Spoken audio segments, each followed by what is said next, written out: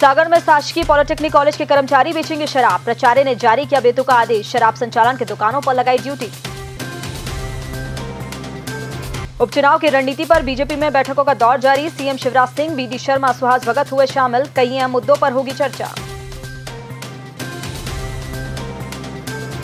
CM Shivraj के viral audio को लेकर कांग्रेस का हल्ला बोल। भोपाल के रोशनपुरा चौराहे पर नेताओं ने किया प्रदर्शन। कमलनाथ सरकार गिराने का जताया विरोध। एमपी में 10,000 के पार पहुंचा कोरोना संक्रमितों का आंकड़ा। भोपाल में 2100 और इंदौर में 4,000 करीब हुए पॉजिटिव केस। 52 जिलों में फैला संक्रमण।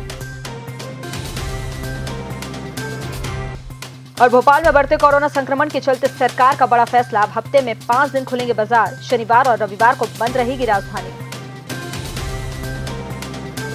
नमस्कार, द न्यूज हाउस देख रहे हैं आप। मैं हूं आपके साथ नेहा। शुरुआत करेंगे बुलेटिन की और सबसे पहले बात सागर की, जहां सागर में पॉलिटेक्निक कर्मचारियों की शराब दुकान संचालन में ड्यूटी लगाने का मामला सामने आ रहा है। सहोदरा राय पॉलिटेक्निक महाविद्यालय के प्राचार्य डॉक्टर वाईपी सिंह ने कर्मचारियों के लिए फरमान जारी किया है। आदेश के अनुसार अब कॉलेज कर्मचारी शराब की दुकानों का संचालन करेंगे।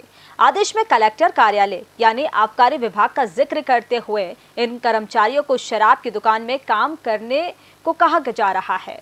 साथ ही जिन अधिकारियों की ड्यूटी लगाई गई है उनके अवकाश भी निरस्त कर दिए गए हैं। मध्य प्रदेश विधानसभा उपचुनाव की रणनीति को लेकर बैठकों का दौर शुरू हो गया है। शुक्रवार को बीजेपी प्रदेश कार्यालय में उपचुनाव की रणनीति को लेकर अहम बैठक हुई। बैठक में सीएम शिवराज सिंह, प्रदेश अध्यक्ष बीडी शर्मा, संगठन महामंत्री सुहास भगत समेत कई नेता शामिल हुए। बैठक में सभी उपचुनाव वाली सीटों पर चुनाव रणनीति को लेकर चर्चा हुई और ये तय किया गया कि पार्टी बूथ स्तर पर प्रचार प्रसार की मॉनिटरिंग करेगी। माननीय मोदी जी के द्वितीय कार्यकाल का प्रथम वर्ष पूरा हुआ है सफलतापूर्वक। बहुत राष्ट्रीय समस्याएं थी, उनका निदान हुआ है।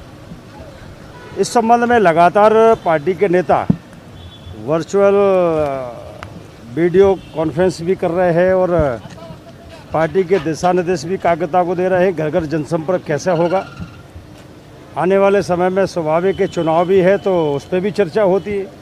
कुल मिलाकर संगठनात्मक बैठकों का दौर चल रहा है और ये 2.5-3 महीने जो कोरोना का बहुत ज़्यादा प्रकोप है उसके बाद कहीं ना कहीं कार्यकर्ताओं की इस प्रकार की बैठकें, वो एक परंपरा जो पार्टी की है वो चल रही है। सभी वरिष्ठ लोग कोर समिति की बैठक में उपस्थित हैं। सब लोग मिलकर काम करेंगे, तुर्की का चुनाव जीतेंगे। टारगेट हमारे सामने 24 सीटें जीतने का है। मेरे ख्याल से हम जीतेंगे।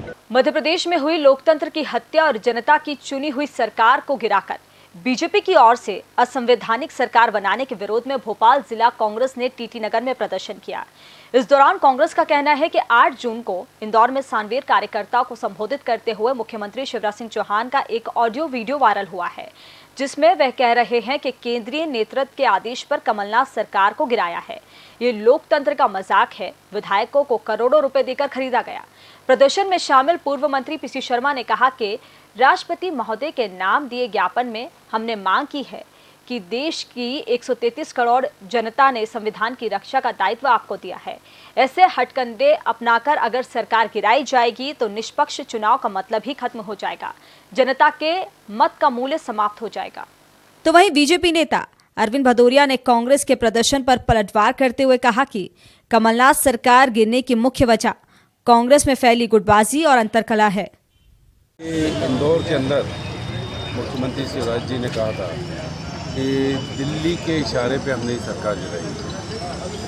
तो मैं समझता हूँ कि ये जो विधायकों की खरीद फरोख्त हुई और जिस तरह से तोड़फोड़ की और सरकार बनाई और जिस तरह से चलती हुई कमलनाथ जी की सरकार गिरा दी और किडनैप कर लिया गया 22 विधायकों को बेंगलोर ले जाया गया और जो कांग्रेस के पंजे पर जीत के आए थे उनके इस्तीफे दिलाए गए और आज माइनॉरिटी की सरकार है 107 विधायकों और कमलनाथ जी की जो सरकार थी वो 121 विधायकों की थी, उसको गिरा के खरीद फरोख्त करके। तो ये खरीद फरोख्त लगातार चल रही है। अब राजस्थान, ये छत्तीसगढ़, गुजरात, पूरे देश में जो खरीद फरोख्त हो रही है, इस सब के खिलाफ, और जो मध्य प्रदेश में खरीद हो रही है, सब के खिलाफ, क्योंकि ये इस चीज़ को मंजूर कर लिया खुद मुख्यमंत्री शिवराज जी ने, उसके खिलाफ ये प्रोटेस्ट है जो महामहिम राज्यपाल जी को हम लोग ज्ञापन देंगे। ये सरकार